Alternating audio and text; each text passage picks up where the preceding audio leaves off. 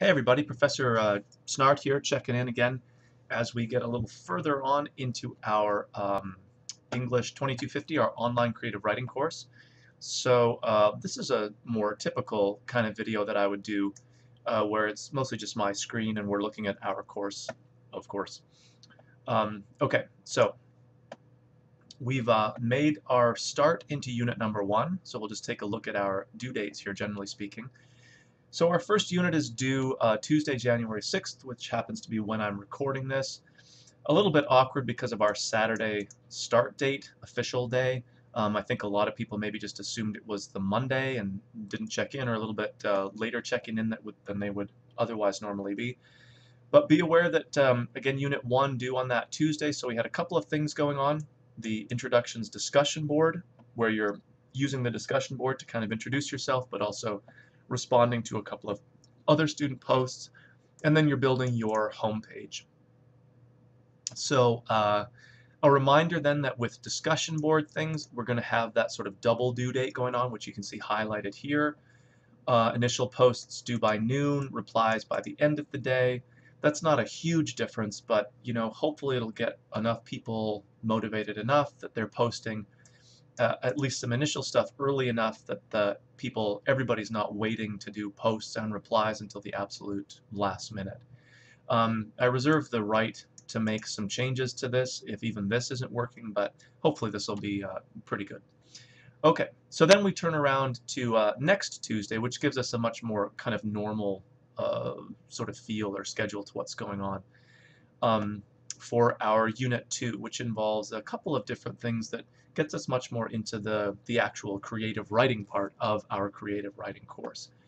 So clearly Unit 1 is just kind of introductory, people getting oriented, feeling kind of like where things are set up in the course, how the course works, and all that kind of stuff.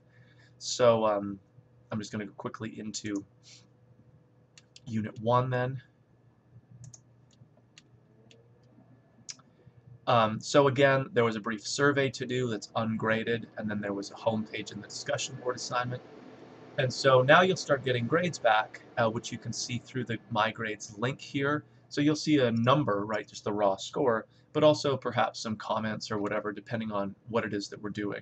I may have made comments within the student homepage grading area as well. So the thing that's really important to keep in mind, especially for assignments that we do that are slightly smaller point value things, not maybe like the workshop things that we'll get to a little bit later, is that it's always good to think in terms of just the raw score. So if you get like a 40 out of a 50, for example, if you start in your mind being like, that's like an 80% and um, that's like a low B, it's really not. I mean, it means that your discussion board or your homepage is maybe not as fully developed as it could be, but it's probably pretty good. It fulfilled, for the most part, the assignment requirements. It didn't just maybe go above and beyond.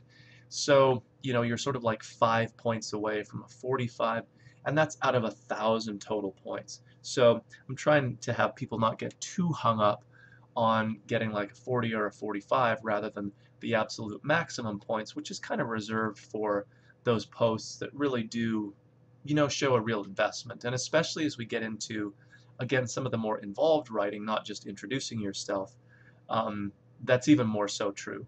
So as much as possible, try not to worry too much about those, smaller point values, and always think in terms of, all right, we're talking about like 5 points out of 1,000. Don't think in terms of, oh, I got a low B for that, because really, you probably didn't.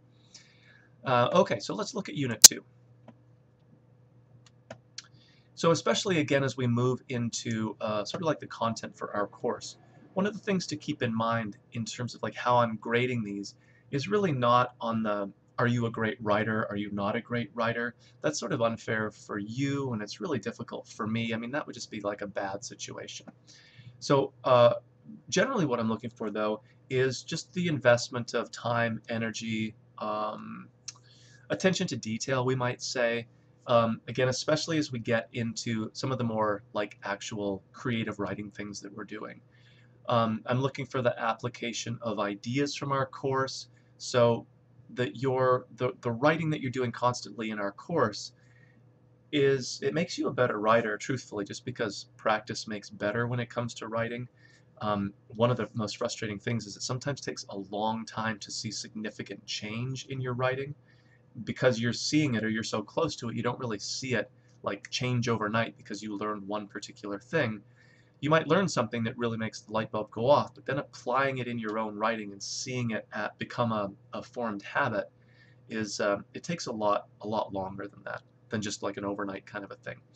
Um, so what I'm looking for then is like for our first assignments here, and as we get deeper into the course, are there principles that are from our textbook that are emerging? Are there ideas from like the rules of creative writing slideshow that I'm asking you to look at here, which are kind of like general principles? They're foundational kinds of things. So I'm not going to give you a quiz on can you name the rules. Can you say what happens on page 121 of our textbook? You know, that kind of testing or quizzing is clearly of limited value. But we're also not writing essays like directly based on those things. We're doing more creative kinds of things. But I'm still looking for the application of some of that material, those ideas. And like I said before, it's not going to happen overnight. So I get that it's a slowly unfolding process. But if you end up writing things that are sort of completely contradictory to the stuff that we've talked about or looked at within the course content or as part of the readings, it's almost like you're doing the test, but you haven't read the textbook. So it's unlikely that you're going to do great on that assessment. Um, so certainly creative writing is a very subjective and personal kind of thing, but it's not like anything goes, or that you can just sort of ignore the content of the course and sort of do your own thing, and because you did it, you get full points. It doesn't really work that way. Of course, if you're confused about that or have some questions, just reach out to me and we can exchange emails. We could meet virtually. We can meet face to face. But again, it tends to be like an unfolding process. So when I read your work, I'm not just going to grade it on some like abstract objective thing. This is great. This is not great. Maybe you've never written like this before, so you're just learning how. That's kind of what the course is for. So it wouldn't make sense for me to grade you as if you were a seasoned novelist, right? Doesn't make sense. It would suck for you, and it would be impossible for me. So it just wouldn't be a good recipe. But again, so I am looking though for, are you beginning to try out some of the strategies that we see in like the rules for creative writing slideshow, or ideas from the textbook or things like that. Okay, so then we have two assignments for Unit 2, two separate kind of activities that we're doing. The first one is a framing a memory assignment, so our first kind of creative writing piece. But it's a very particular kind of writing where you're writing from memory, trying to make that memory mean something. So the nice thing about this is that you're not trying to invent a whole new story that's happened, which can be challenging. There's not a whole new universe, there's not a whole new set of characters. It's sort of like personal uh, personal essay, creative nonfiction, we could call it, that kind of writing. So you're not maybe struggling with the content so much because you have that at hand. You extensively lived it, right? The trick, though, and this is what makes it hard, is that sort of gets to like this point. Why has the memory stayed with you? What was important about it? And really, like, how can you present it using interesting language or developing a tone or atmosphere so that other people want to read it? So it may be impactful for you because you lived it, but why might other people be interested to read this? Why might they be engaged in the story, assuming that they don't know you or wouldn't know you if you were like writing for publication, kind of a thing? Okay, so fairly straightforward in some ways, this idea like framing or writing from memory, but certainly not as simple as just spilling out as if you were an objective reporter a whole bunch of plot details about this thing that happened and all of a sudden it has meaning. So there, it definitely takes more shaping than that. All right. Um, Notice that we have a response component here. So this is our first instance of kind of reading other people's writing and providing a response to it. Again, the response should really show that you've read the original piece. You may be quoting from it directly. The ideal post here would take the original, maybe something from the rules, something from the reading that we're doing and bringing it all together, or some combination of those things. So again, it's evidence to me that you're really, really plugged in to the course content, to the textbook stuff, and of course to what your peers are writing within the course itself. All right, so that's one piece of what we're doing.